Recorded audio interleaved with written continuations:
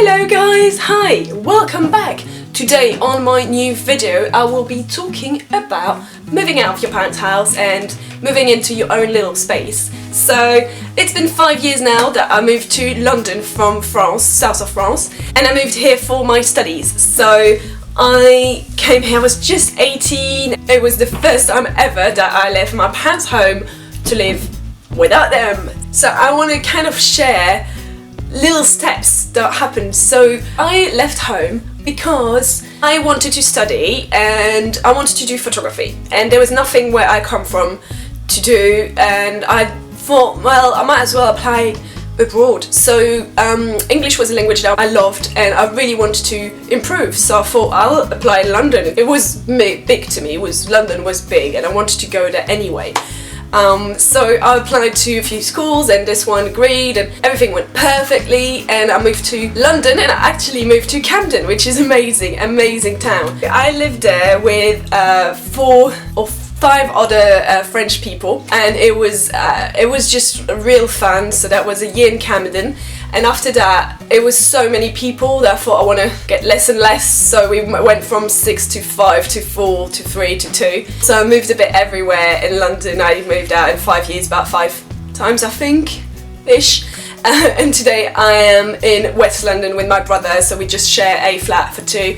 And it's great, it's perfect. So that was the bit of movement. But how I planned to leave is basically I had quite a lot to do before leaving. So this school here, this university, only agreed for me to come here and accepted my application if I passed a test that proved my level of English. So in France it's called the TOEFL.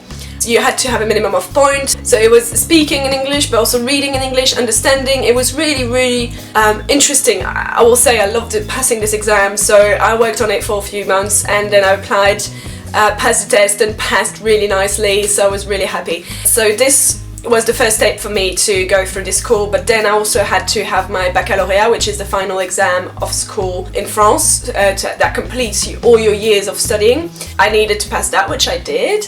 And then what else did I need? I think I needed money. So no, I needed a student loan to afford living in London. Everything went perfectly, and 3 months later I moved to Camden in London, which was perfect, really perfect. I studied for 3 years photography, and while I was studying I had to work. So I did so many little jobs, but I worked in restaurants, and I worked as a nanny, and I worked as like giving French lessons, and I did all that. I enjoyed every single minute. And then school finished and I had to work or make a choice, leave London or stay in London and work and find something. So as a photographer it was interesting, it was hard, but you know, I made it, and now I'm employed, so I'm working with a company as a photographer, which I'm really happy about, and I do all my little jobs on the side for my own company as a photographer as well.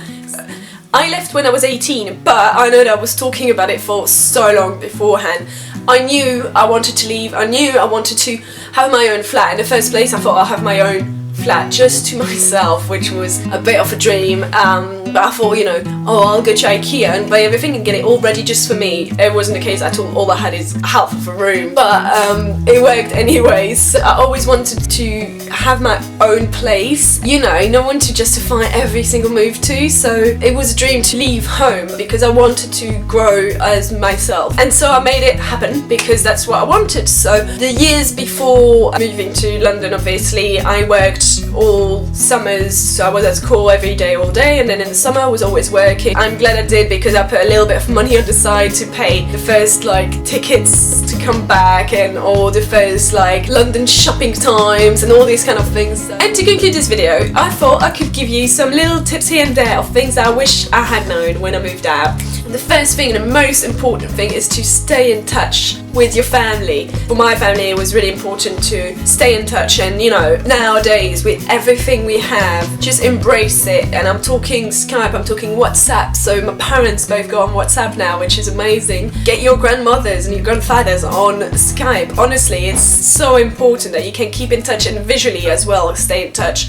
It's beautiful. I know that sometimes I don't take the time to call my grandmas, or you know, so my little thing is to write a postcard. So it sounds silly, but honestly I think it makes everyone's day, because when I write it, you know, it's not like a letter, 10-page letter, it's like little notes, almost like a holiday card saying you know, you're good and you're doing this and that and you hope to see them soon again. So I do this, and I know that for them it's a bit of new, so it gives them a little touch of me, and it's a bit old school, but I love it. I will recommend that you take the help before leaving and just when you leave, because you're gonna need it. If anyone tells you, look, I know someone there, or oh, use this company, I've used them there, just take everything you can, because once you're gonna be there, you're gonna be on your own and you're gonna be on the spot, and you'll wish that someone will be there with you saying, look, I've done this before. So take the help, and I'm talking also about money, so don't take everything obviously, but do make a plan with your parents if they offer to help you through your studies like they did with me, which I'm like so happy, glad and lucky that they did.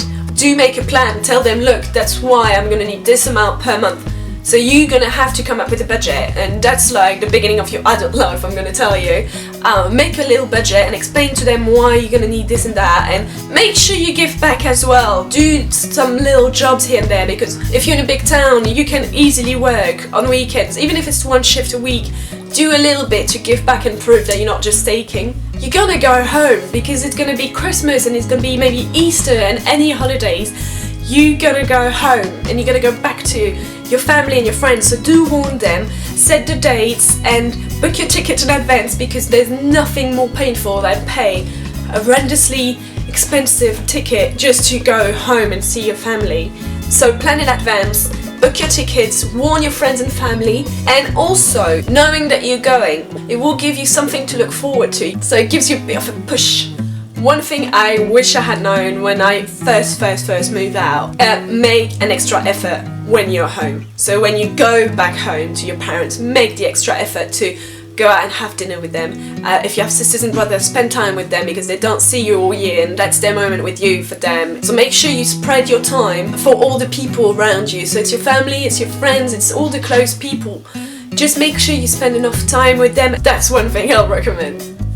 If you study and it's really hard and you're spending a lot of time studying, and you know, or if you work on the side of your studies, or if you're here to work and you work hard, or if you know, if you do any volunteering work, just give yourself credit. If you do something good, you can tell it to your family, so when you go home, tell them, or when you Skype them, or when you're just with your friends, tell them that you're doing good. Don't always put yourself down. Accept help, but also accept that you're doing good on your own.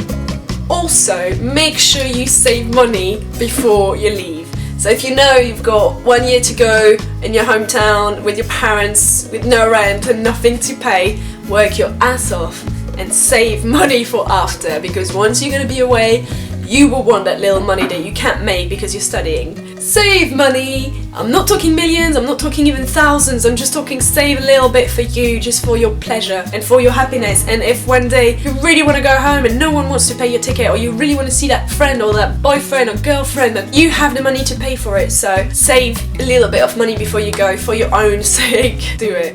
And to finish, let's talk about how much you miss mummy's food when you're away. So not everyone's mom is a great cook, but mine is absolutely amazing. And the day I left and I had to eat pasta and fried chicken every day, I thought, Mom, I'm missing you. So, one thing I will do then when I'll go home every now and then is like, Mom, can you show me how to do this? Or what's the recipe for this? And although I would mostly not do it at home anyway on my own, I enjoy taking my mum's advices and tips.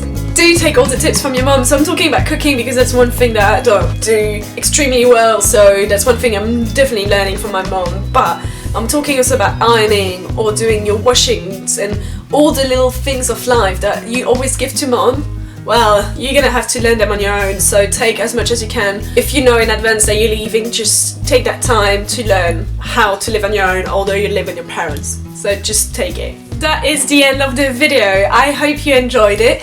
I understand that not everyone's family is the same and not everyone's situation is the same as mine, but I hope you enjoyed it and that maybe somehow it helped you or gave you an idea. And if you have questions, feel free to ask them in the comments and hit a little like. Bye! Bye, bye, bye, bye.